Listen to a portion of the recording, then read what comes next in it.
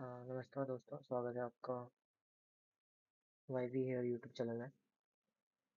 पिछली बार हमने एक हिंदी की क्लासेस स्टार्ट करी थी, जिसमें हमने वर्णमाला के बारे में पढ़ा था। हालांकि वो वीडियो इतनी साफ नहीं बन पाई थी, तो मैंने उसको एक बेहतर तरीके में एक नई दिशा की ओर लाने की एक प्रयास किया, छोटा सा प्रयास। आई होप कि ये उससे बेटर होगा।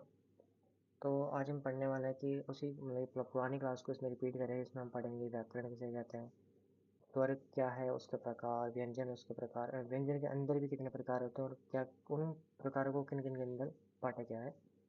सो आइए हम स्टार्ट करते हैं अपनी इस हिंदी से इसके साथ। तो जैसा कि आप सभी जानते हैं कि पिछली बार जो था कि मैंने पे जैसे बनाया था, तो ये मेरा पिछली बार यूट्यूब पे वीडियो डली है, तो आप इसे भी जाके एक बार देखिए जरूर। सो हम आगे बढ़ते हैं। सो जैसा कि हमने पिछली वीडियो में पढ़ा कि वर्णमाला क्या है, बेसिकली कि वर्णमाला क्या होती है कि वर्णों के क्रमबद्ध एवं व्यवस्थित समूह को एक वर्णमाला कहते हैं। जैसे कि हिंदी में संपूर्ण जो भी वर्ण है उनको जिस प्रकार व्यवस्थित किया जाता है वो हिंदी की वर्णमाला कहलाती है। हिंदी में बेसिकली क्या है, 52 वर्ण थे पहले, एक जुड़ गया है जिससे ये जैसे आप देख सकते हो ये वाला है अक्षर। जैसे कि हिंदी केंद्रीय निदेशालय ने जोड़ा है अभी फिलहाल ही में। और यह हिंदी अभी फिलहाल में जो हिंदी वाले वर्णमाला में जो कुल जो वर्ण है वो है 53 है, जिसे अभी तक स्वीकार किए जाते हैं मतलब कि भी। और फिर अब आता है कि हमारी जब व्यंजन वर्णमाला की बात होगी तो वर्णमाला के बाद आता है हमारा कि जब वर्णमाला की बात करें तो वर्णमाला में क्या होता है, स्वर व्यंजन होता है।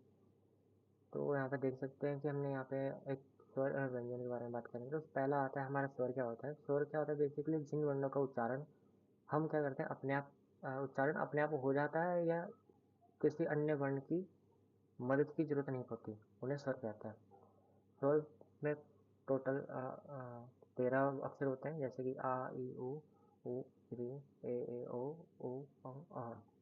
ये जो है हमारे, ये स्वर हो गए हमारे। उसके बाद हम आइए बढ़ते हैं आगे स्वर के प्रकार। आज हमने स्वर को पढ़ा है तो ये जानना जरूरी है कि जब स्वर के अंदर भी कुछ ना कुछ प्रकार होते होंगे। तो स्वर के प्रकार हैं वैसे, जैसे पहले पढ़ लेते हैं। स्वर क्या है, वे ध्वनियाँ जिन्हें बोलने में हवा बिना रुकावट के निकलती है। आप इस परिभाषा को भी याद कर सकते हैं, ठीक है ना। और दूसरी परिभाषा मैंने आपको बताई है, जिन वर्णों का उच्चारण स्वतंत्र रूप से किया जाता है उन्हें क्या कहते हैं, स्वर कहते हैं। स्वर बेसिकली हमारे 3 प्रकार के हैं। जैसे ह्रस्व स्वर, जो छोटे स्वर, जिन्हें छोटे स्वर भी कहा जाता है, जिनका उच्चारण जल्दी हो जाता है, जैसे आ ई उ री। ये क्या है, हमारे छोटे स्वर हैं, ठीक है। तो दूसरा आता है हमारा दीर्घ स्वर, जो कि एक तरह से लंबे स्वर होते हैं, जिनका उच्चारण मतलब कि हर्ष स्वर से दुगना समय लगता है जिनको करने में, उच्चारण करने में। जैसे आ ई उ ए ओ आप समझ सकते हैं। जैसे आप पढ़ेंगे आपको इसको मतलब कि ये बेसिकली ऐसे नहीं है कि हम इसको टाइम करते नोट करेंगे कितना टाइम लग रहा है कितना, इसको हम खुद अनुमान लगा सकते हैं व्यवहार से, जब इसको फील कर सकते हैं। तो तीसरा आता है हमारा लुप्त स्वर।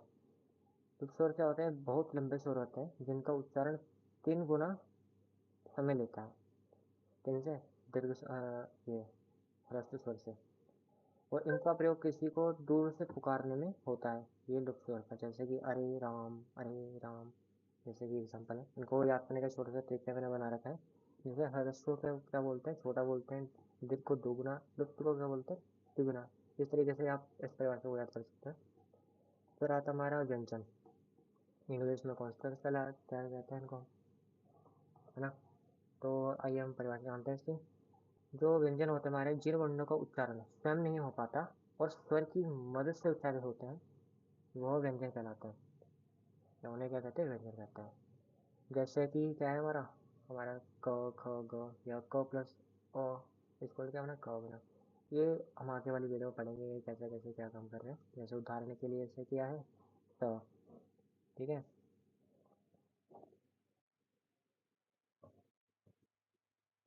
स आप देख रहे हैं यहाँ पे स के नीचे लाइन सी पड़ी है, ये हमारा एक तरह से इसमें से स्वर अभी हट रखा है, और ये हमारा क्या है, स्वर है।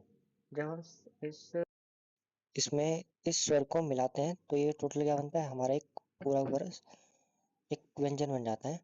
जैसे कि इसे क्या बोलेंगे, स।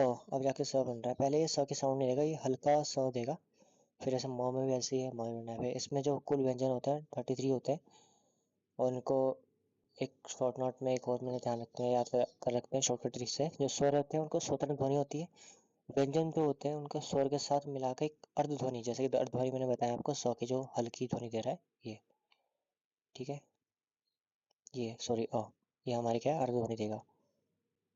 उसके बाद है व्यंजन के प्रकार। व्यंजन के प्रकार हमने पहले हमने पिछली वीडियो में पढ़ा कि व्यंजन क्या होता है, कितने प्रकार के होते हैं, तो वही है इसमें भी। व्यंजन के जो स्वरों के बिना व्यंजन पूरे नहीं होते, जैसे पिछली वीडियो में बताया कि किसी व्यंजन को क्या होता है, प्रोनाउंस करने में, उच्चारण करने में व्यंजन की जरूरत पड़ती है, उसे ही क्या बोलते हैं, व्यंजन कहते हैं।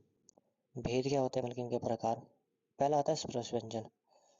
स्पर्श व्यंजन क्या होता है कि जिन व्यंजनों के उच्चारण में मैं इससे पढ़ रहा हूँ गलती, जीवा मुख के किसी अंग को छूती है। जब हमारी कोई जीवा हो तो मुख के किसी भी अंग को छूती है तो उसे क्या कहते हैं, स्पर्श व्यंजन कहते हैं। जब बोलते समय मुख के अंदर भीतर वही वायु का संपूर्ण स्पष्ट बल्कि रुकावट होता है और फिर निकलती है, तो ऐसे व्यंजन स्पर्श व्यंजन कहलाते हैं। इन्हें 5 वर्गों में बांटा गया है। हर वर्ग में 5-5 अक्षर आते हैं।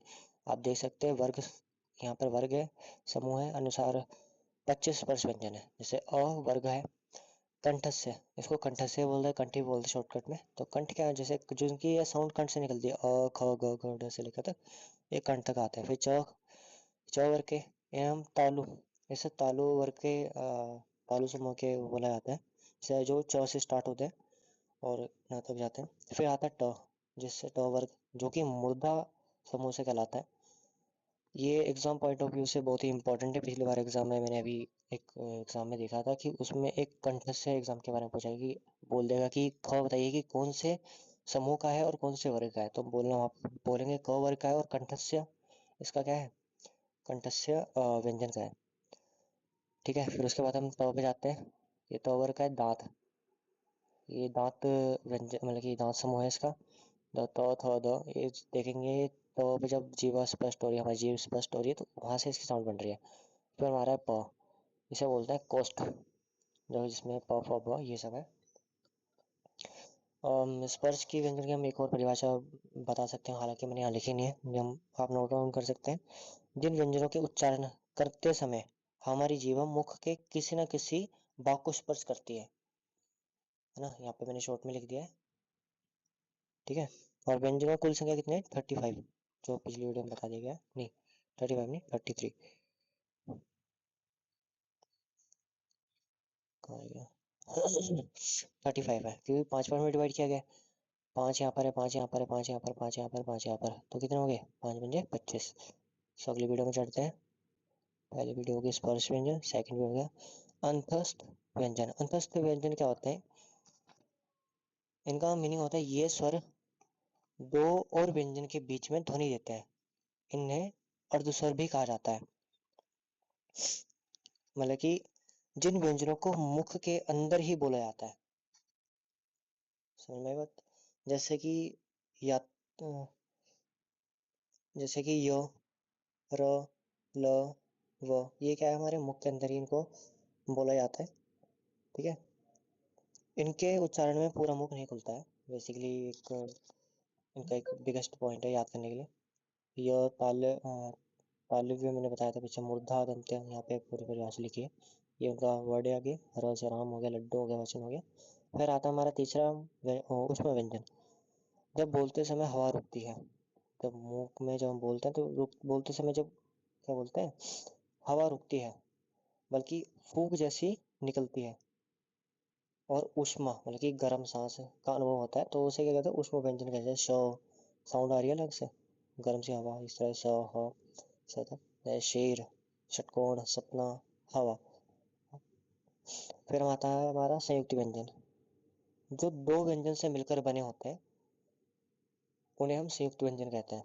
जैसे कि श, क प्लस श, श बन रहा है, देख सकते हैं। श कैसे बनता है, क प्लस श से। प्र कैसे बना है, त प्लस र से। य प्लस य से, क प्लस श प्लस र से, ऐसे करके श संयुक्त व्यंजन ऐसे बनते हैं।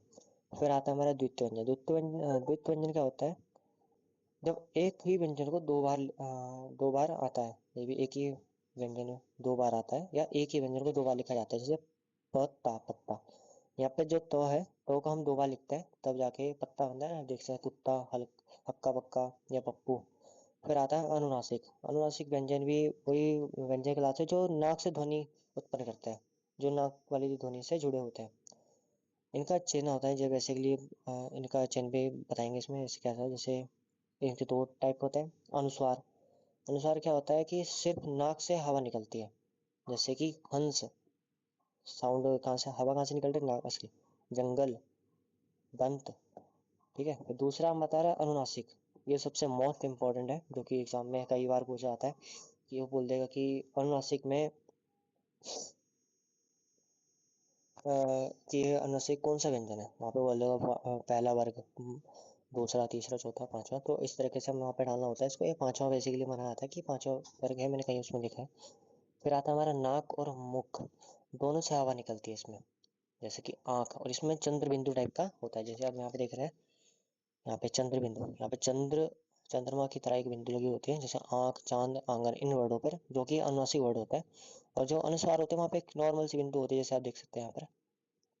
फिर आता है कि ये 5 मुख्य अनुनासिक व्यंजन होते हैं, जिन्हें पंचनासिक भी कहा जाता है। इंपॉर्टेंट पॉइंट है कि इन्हें पंचनासिक भी कहा जाता है, या बोल देगा पंचनासिक कैसे कहते हैं, वहाँ पे बोल देगा कि अनुनासिक क्या होता है, या संयुक्त व्यंजन होता है, क्या होता है, तो वहाँ पे आप लोगों को टिक करना होता है। फिर ये आपको दिखाया गया है कवर का है, जैसे अंग, गंगा, ज्ञान, पंक्ति। इस तरीके से ये क्या है, हमारे अनुनासिक व्यंजन है। इसके अलावा चंद्र बिंदु, जो किसको रिप्रेजेंट कर रही है, अनुनासिक को। अनुस्वार, अनुस्वार किसको रिप्रेजेंट कर रहा है, एक इस डॉट वाले बिंदु को, जो मैंने यहाँ पे दिखाया था, ये देखो। फिर अनुनासिक ध्वनि मानी जाती है, लेकिन ये स्वतंत्र व्यंजन नहीं होता। ये बहुत इंपॉर्टेंट है कि ये स्वतंत्र व्यंजन नहीं होती, बल्कि इनको चिन्ह या मात्राओं से इनको दिखाना पड़ता है। ठीक है। सो आज के लिए आपके क्वेश्चंस हैं। आई होप कि आपको समझ में आया होगा। अगर आपको समझ में नहीं आया तो आप प्लीज़ मेरे को कमेंट डाउन करिए, कमेंट में लिखें, तो मैं आपको ये बताऊंगा कि शायद मैं अच्छा ना समझा पाऊँ, लेकिन मैं और आपको अच्छे तरीके से अगली बार से और तैयारी करके आऊँगा कि हाँ आपको कैसे समझाया इसमें। ठीक है। अभी ये आपके लिए प्रश्न है, जैसे इसमें बोला अ किस प्रकार का स्वर है, अर्ध, दीर्घ या लोप। तो जैसे मैंने आपको बताया था ना उस टाइम पे, ट्रिक मैंने बताई थी, सो आपको वही यूज़ करने, दीर्घ स्वर कितने प्रकार के होते हैं, उदाहरण लिखो। अ का उच्चारण स्थान कौन सा है, अंतस्थ व्यंजनों के 2 उदाहरण बताइए। ग किस 2 अक्षरों से मिलकर बना है, कुत्ता शब्द में कौन कौन सा द्वित्व व्यंजन है, चांद शब्द में कौन सा चिन्ह लगाया गया है, अनुस्वार या अनुनासिक। अब यहाँ पे मैंने बताया था ना, उनके वर्ड को पहचानना और चिन्ह को पहचानना है। सो हमने आज की वीडियो में क्या पढ़ा, वर्णमाला पढ़ा है, वर्णमाला के बाद स्वर व्यंजन पढ़े, स्वर के प्रकार पढ़े, फिर व्यंजन पढ़ा हमने, व्यंजन के प्रकार पढ़े, उनके भेद भी अलग अलग थे। फिर ये रहा कंठस्थ है, ये सब चीज़ें, जैसे अनुनासिक पढ़ा, प्रैक्टिस क्वेश्चन थे। सर आज की वीडियो हम यहीं पे ख़त्म करते हैं। आई होप कि आपको वीडियो समझ में आई होगी।